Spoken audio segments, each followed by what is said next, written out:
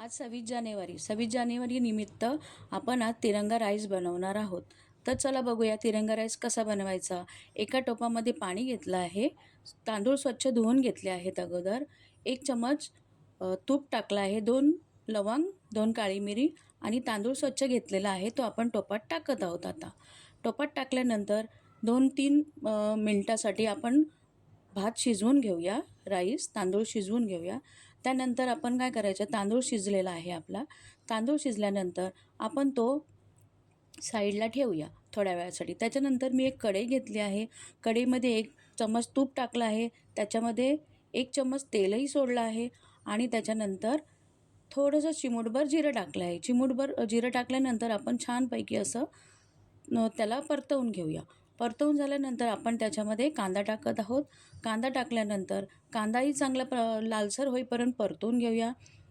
कांदा परतवल्यानंतर आपण काय करणार आहोत, 1 चिमूटभर अर्धा चमचा समजा आपण मीठ टाकणार आहोत. मीठ टाकल्यानंतर आपण चांगलं व्यवस्थित कांदा परतवून घ्यायचा. परतवून झाल्यानंतर आपण जी मी ऑलरेडी चटणी बनवलेली आहे नारंगी कलरची, ती 2 चम्मच घेते. जर तुम्हाला चटणीची रेसिपी हवी असेल तर मला कमेंटमध्ये कमेंट करा, ठीक आहे. त्याच्यानंतर आपण चटणी परतवून घेतली.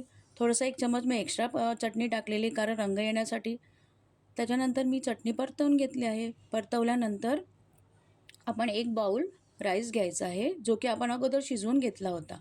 तो शिजवल्यानंतर तोही मिक्स करून चटणीमध्ये परतवून घेऊया. परतवून झाल्यानंतर हा राईस आपण साईडला ठेवला. त्याच्यानंतर आपल्याला दुसरा राईस बनवायचा आहे.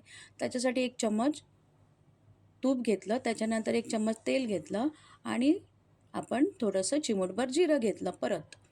त्याच्यानंतर आपण कांदा घेतला. कांदा घेतल्यानंतर तोही छानपैकी असा लालसर रंग येईपर्यंत परतवून घेऊया. त्याच्यामध्ये लालसर रंग आला आहे. त्याच्यानंतर अर्धा चम्मच आपण चिमूटभर मीठ टाकूया. तेही चांगलं परतवून घेऊया. त्यानंतर आपल्याला हिरवी चटणी घ्यायची आहे. हिरवी चटणी घेताना आपण 2 ते 3 चम्मच हिरवी चटणी घेतली आहे. हिरवी चटणीचं पण तुम्हाला रेसिपी हवी असेल तर कमेंटमध्ये मेसेज करा, ठीक आहे. आपण हिरवी चटणी पण चांगल्या प्रकारे परतवून घेतली आहे. त्यानंतर आपली चटणी पण परतवून झालेली आहे. आता आपण राईस घेऊया. राईस घेतल्यानंतर तोही चांगल्या प्रकारे परतवून घ्यायचा आहे.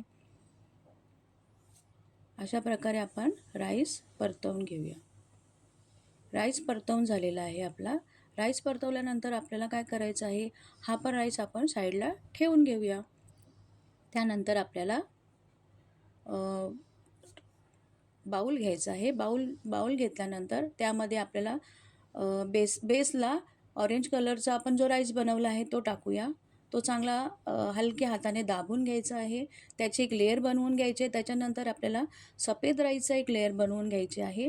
सफेद राईसची लेयर बनवून झाल्यानंतर आपल्याला हिरव्या रंगाचा जो आपण राईस बनवला आहे त्याची लेयर बनवून घ्यायची आहे. असा व्यवस्थित एक लेयर आपल्याला व्यवस्थित बनवून घ्यायची आहे. लेयर बनवून झाल्यानंतर आपल्याला पूर्ण लेयर व्यवस्थित बनवून घेतलेली आहे.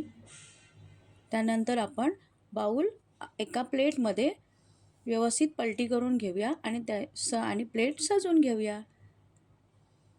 तुम्हाला ही रेसिपी आवडली असल्यास लाईक करा आणि सबस्क्राईब करा. धन्यवाद.